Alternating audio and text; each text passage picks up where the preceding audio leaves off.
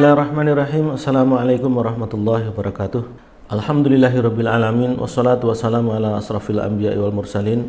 Asyhadu an la ilaha illallah wa asyhadu anna Muhammadan abduhu wa rasuluh. Allahumma shalli wa sallim wa barik ala sayyidina Muhammadin wa ala alihi wa ashabihi ajma'in. Amma ba'd. Kita bersyukur pada Allah Subhanahu wa taala telah memberikan kesempatan untuk bisa mengadakan video ini. Tugas saya sebagai bagian edukasi di Satda COVID-19 PKS Kota Kediri, saya laksanakan dengan ini. Semoga sholawat dan salam tetap dilimpahkan kepada junjungan kita Nabiullah Muhammad SAW. Asatid, teman-teman semuanya, para kader, saya mencoba untuk memberikan edukasi tentang seluk-beluk COVID-19 ini, di mana kita memang sangat prihatin dengan semua kejadian yang ada, termasuk sebagian kader yang sakit dan bahkan ada yang sudah syahid. Jadi langsung saja, strategi menghadapi virus corona ini saya buatkan slide-nya.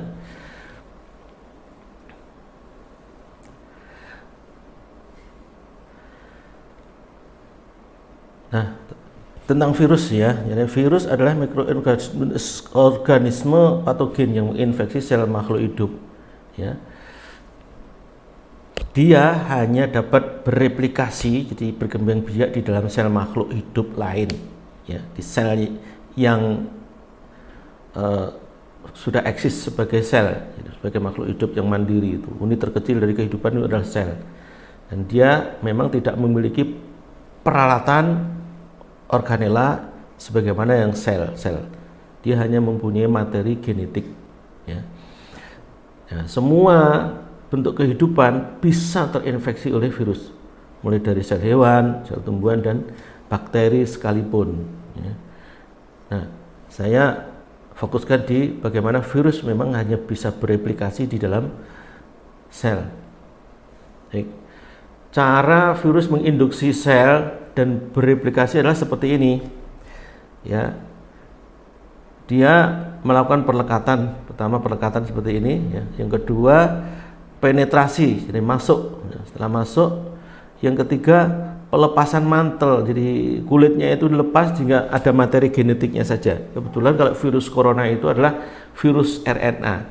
Dia tidak berkepentingan untuk masuk sel inti sel maksudnya, tapi cukup langsung masuk ke organel-organel, terutama ribosom. Ya, di ribosom ini mRNA ini diterjemahkan oleh ribosom untuk membuat materi-materi genetik sebagaimana virus itu, sehingga terjadilah replikasi virus di dalam sitoplasma sel ini, dan kemudian jadilah virus baru, dan kemudian dia keluar. Nah, keluar jadi virus-virus yang banyak ini, dan kemudian menuju sel target yang lain, dan sel yang sudah diperlakukan sebelumnya mati. Baik, virus corona itu berasal dari hewan, mempunyai tentakel, perekatan, spike berupa glikoprotein. Ini adalah spike-nya, itu sebagai mulutnya atau tangannya gitu ya. Nah, dia ketika penetrasi itu komunikasinya dengan hormon. Jadi di spike-nya ini ada hormon angiotensin. Nah, sel yang memiliki reseptor angiotensin yang akan bisa bertemu dengan virus corona ini, sehingga sel itu membuka diri terhadap virus corona ini. Jadi di mana sel-sel itu akan mengalami kesakitan, ya, akan mengalami serangan. Baik, bagaimana virus corona menginfeksi? Seperti ini tadi sudah sangat jelas, saya kira. Dia masuk, kemudian memerintahkan ribosom untuk membuat materi genetik, dan jadilah virus yang baru. Ya, oke. Nah, replikasi gen, jadi gen virus ini masuk ke nukleus, bukan nukleus sel. Ini untuk virus corona langsung ke sitoplasma di sini, nggak sampai ke nukleus ya. Nah, kemudian kadang ada yang merusak ACE2 enzim yang mengubah mengubah angiotensin 1 menjadi angiotensin 2. Kalau angiotensin 2 tidak terbentuk, maka sel-sel itu tidak bisa berkontraksi, sehingga dia kalau di napas gagal napas, di jantung gagal jantung, di ginjal juga akan terjadi masalah, di perencernaan makanan dia bisa menjadikan diare.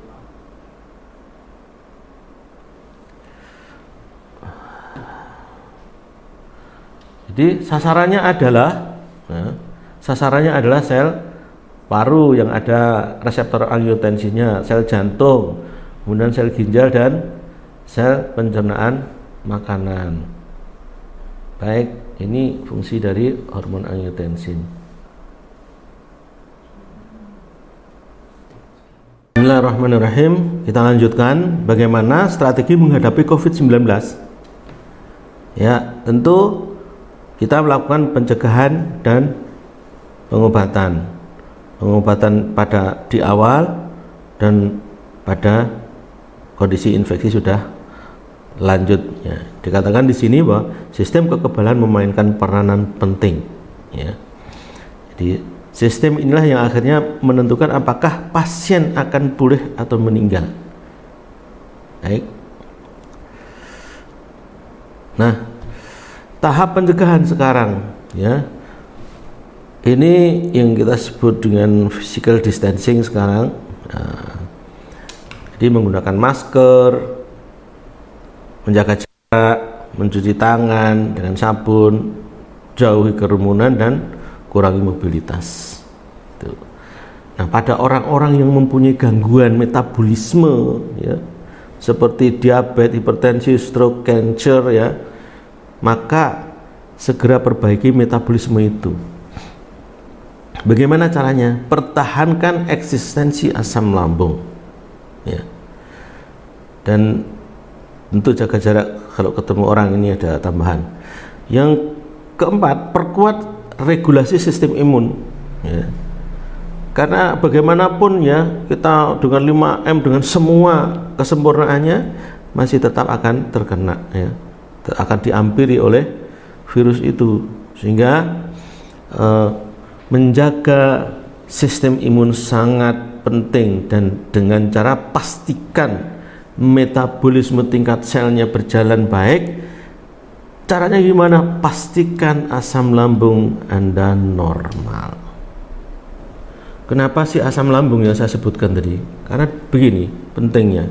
Jadi asam lambung oleh Allah Subhanahu wa taala itu diciptakan di situ, berada di lambung, itu mempunyai fungsi yang sangat besar. Itu sunatullah yang tidak boleh diubah-ubah ya. Nah, bagaimana kalau orang kena sakit emah, misalnya gastritis atau bahkan ulkus di gasternya itu, yaitu adalah masalahnya bukan masalah di asam lambungnya, tapi masalah di dinding lambungnya. Karena itu gitu, yang disorot, yang diselesaikan adalah masalah dinding lambungnya, bukan asam lambungnya yang dimusuhi gitu ya. Karena apa? Karena asam lambung inilah yang akan membantu mencernakkan makanan. Jadi makanan yang kita makan itu akan dicernakkan oleh asam lambung. Jadi bagaimana kalau misalnya dengan asam lambung ada emah gitu, asam lambung kita biarkan eksis, caranya ya ditutupi ya. Ditutupi dinding lambung itu agar supaya asam lambungnya tidak kena dinding lambung yang lagi sakit. Baik, kita ke slide ya. Ini coba ilustrasi lambung yang netral ya, tidak ada asam lambung ya. Ini warning bagi teman-teman yang suka minum obat mah ya, dengan cara menetralkan asam lambung. Jadi ini makanan yang kita makan ya. Wah, macam-macam, ini bagus sekali, kelihatan menarik ya. Nah, masuk ke lambung dengan kondisi pH netral, jadi dia 7 misalnya, bukan 1 ya. pH itu lambung itu 1 sampai 3 baru akan bekerja dengan baik. Nah, meskipun asam lambungnya itu kita netralkan, lukanya itu masih tetap karena tidak di openi di situ. Nah, apa yang terjadi? Maka daging yang kita makan itu ada proteinnya. Jadi proteinnya tidak akan terpecah secara sempurna. Proteinnya itu akan menjadi asam amino, ya. Kemudian lemaknya itu nanti akan menjadi asam lemak dan gliserol. Karbohidratnya menjadi glukosa. Kalau tidak ada asam lambung, proses enzimatik yang ada di saluran pencernaan makanan itu akan terhambat. Jadi akan banyak makanan-makanan kita yang langsung sampai ke anus menjadi fesesnya. Sementara sel-sel ginjal, sel kulit, sel jantung, semuanya yang butuh asam amino, asam lemak, gliserol, glukosa ini menjadi kurang terpenuhi. Bahkan dia dibilang kelaparan ya. Nah, kalau sel imunnya, dalam hal ini sel imunnya juga mengalami yang sama, maka bisa dikatakan sel imun ini nanti tidak akan sigap di dalam menghadapi benda asing, termasuk virus dan termasuk virus corona. Walaupun Bapak Ibu teman-teman itu makanannya cukup bagus seperti ini, tapi akhirnya juga kurang gizi kalau kita mempunyai lambung yang netral. Nah, akibatnya apa? Kematian sel dalam jangka panjang. Dan tidak kalah pentingnya, imun kita lemah, terjadi diabetes, stroke, dan HNP, dan semuanya. Jika lambung netral, imun kita akan drop. Walaupun kita sudah mengkonsumsi makanan-makanan yang katanya sangat bergizi.